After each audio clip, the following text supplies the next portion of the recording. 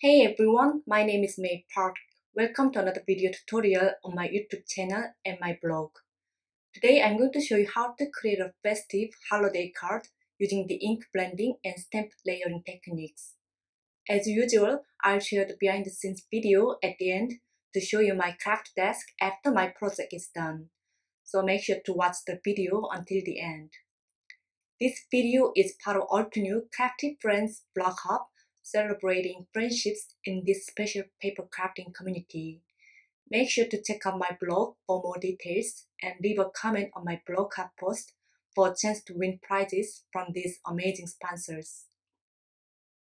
Since today's blog hub is all about crafty friends, I'd like to share some photos I took with my crafty friends this year. I have been so lucky to make some amazing friendships through our mutual love of paper crafting. I still have many of my crafty friends who I haven't met in person. However, we can always keep in touch by sending cards to one another. I think this is the beauty of card making. These are some of the cards that I created this year, inspired by my talented crafty friends. I used to like making clean and simple one-layer cards with lots of white space. This year, I find myself experimenting with many different styles and techniques, which I'm really proud of. Okay, now let's get the card making started. I'm going to cut my Ranger watercolor paper into 4¼ inch by 5½ inches using Timo's tonic paper trimmer. You can use a regular Nina Solo white cardstock if you want to. Then I'm going to start ink blending my background with the Timo's Distress inks.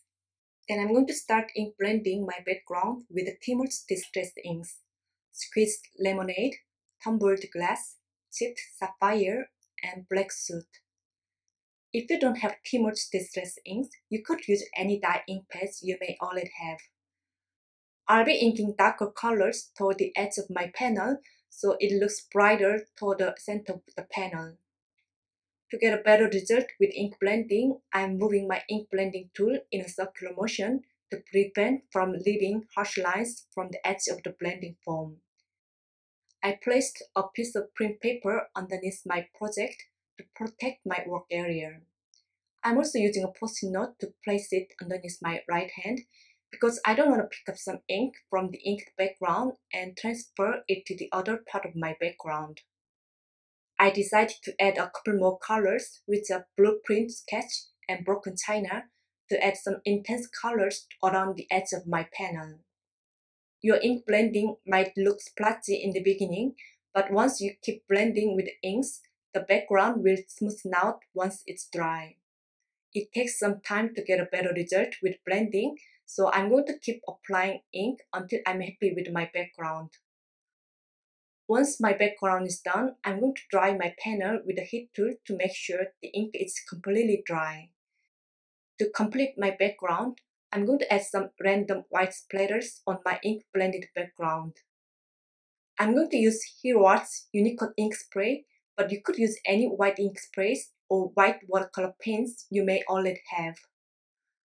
You can take a paintbrush full of ink, hold it over your background and tap it.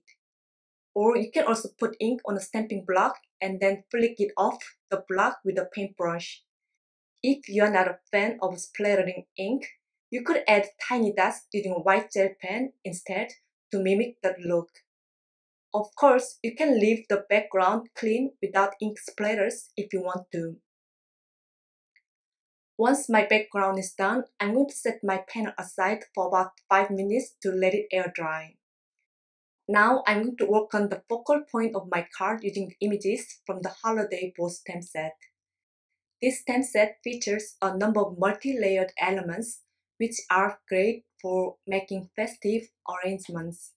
Since my Holiday Bow stamp set is brand new, I'm going to season my clear stamps by rubbing the stamps with my palms.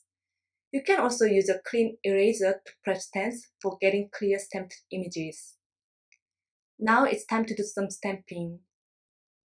I'll be using my original Misty stamping tool today, so I can stamp the images in a perfect position to line up the images.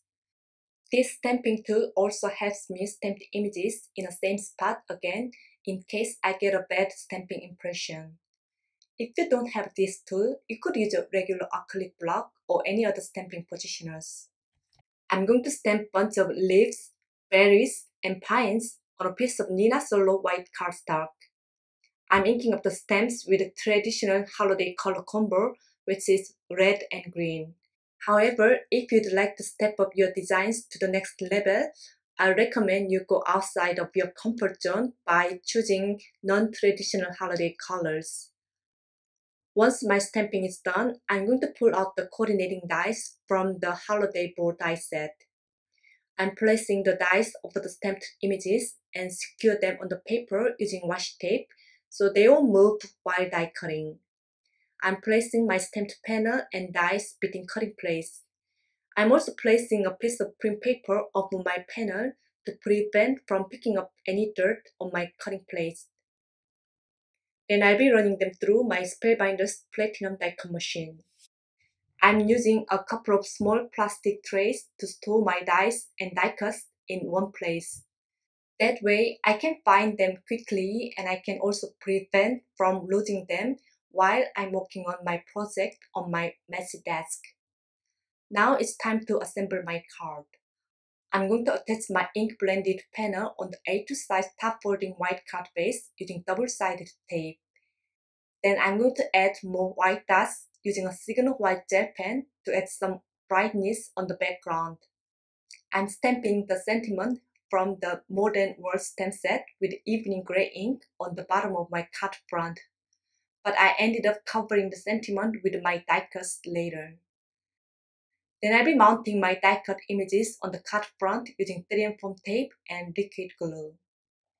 You can start mounting your die cuts on the card front right away, but I recommend you take some time to play around with your images first to find the perfect placement for each element. It's always good to set the placement of your large images first to help you decide the placement for the rest of the images. Then just move and rotate your elements and see if they look good together. Next, I'm going to tie 2 jingle bells with some gold metallic thread and attach them below my board to embellish my card front. Since I don't have the sentiment on the card front, I'm going to stamp some messages inside my card using the heartfelt sentiment from the Beautiful Inside stamp set. I'm also stamping the fun sentiment on the back of my card using the Crafty Friends stamp set as a small finishing touch to my handmade card. After filming the video, I decided to add a sentiment banner on the top of my arrangement. I stamped the simple sentiment from the Starry Night stamp set on a piece of black cardstock with embossing ink and heat embossed it with alternate pure white embossing powder. Then I trimmed my sentiment into a thin banner using craft knife and ruler and mounted the banner on the card front using 3M foam tape to give some dimension. This is it for today. If you have any questions, please leave comments below and I will be happy to answer them for you. I hope this video tutorial inspires to create a card using the ink blending and color layering techniques. If you enjoyed my video, please give it a thumbs up and share it with your friends. If you haven't done it yet, make sure to subscribe to my YouTube channel so you won't miss any new videos from me. Thank you so much for watching. I'll see you next time with another video. Bye bye!